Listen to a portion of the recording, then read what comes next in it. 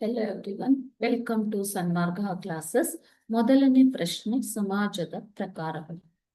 ಕೃಷಿ ಸಮಾಜದಲ್ಲಿ ಉಳುಮೆಗೆ ಬಳಸುವಂತಹ ಸಾಧನ ಯಾವುದು ಅಂತ ಕೇಳಿದ್ದಾರೆ ನಿಮಗೆ.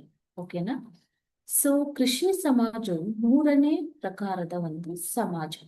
ಬೇಟೆಯಾಡುವ ಸಮಾಜ, ಪಶುಪಾಲನಾ ಸಮಾಜದ ನಂತರ ಬರುವಂತದ್ದು ಕೃಷಿಯ ಸಮಾಜ. ಇವರು ಕೃಷಿಯನ್ನೇ ಉದ್ಯಮವನ್ನಾಗಿ ಬಳಸಿಕೊಂಡಂತವರು, ಕೃಷಿಯನ್ನೇ ಅವಲಂಬಿಸಿ ಬದುಕನ್ನ ರೂಪಿಸುವಂತವರು. ಓಕೆನಾ? ಸೊ ಕೃಷಿ ಸಮಾಜದಲ್ಲಿ ಉಳುಮೆಗೆ ಬಳಸುವ ಸಾಧನ ನೇಗಿಲು. ಇದರ ಜೊತೆಗೆ ಪ್ರಾಣಿ ಮತ್ತು ನೇಗಿಲನ್ನ ಬಳಸಿ ಅವರು ಕೃಷಿಯನ್ನ ನಡೆಸ್ತಾ ಇದ್ರು. ಪ್ರಾಣಿಗಳನ್ನು ಸಹ ಬಳಸಿ ಕೃಷಿಯನ್ನ ನಡೆಸ್ತಾ ಇದ್ರು. ಓಕೆನಾ? ಇದು ಕೃಷಿ ಸಮಾಜ.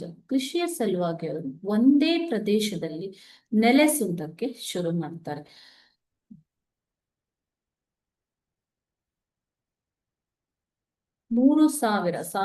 ಪೂರ್ವ 3000 ಸುಮಾರಿಗೆ ನೇಗಿಲಿನ ಸಂಶೋಧನೆ ಆಗತ್ತೆ.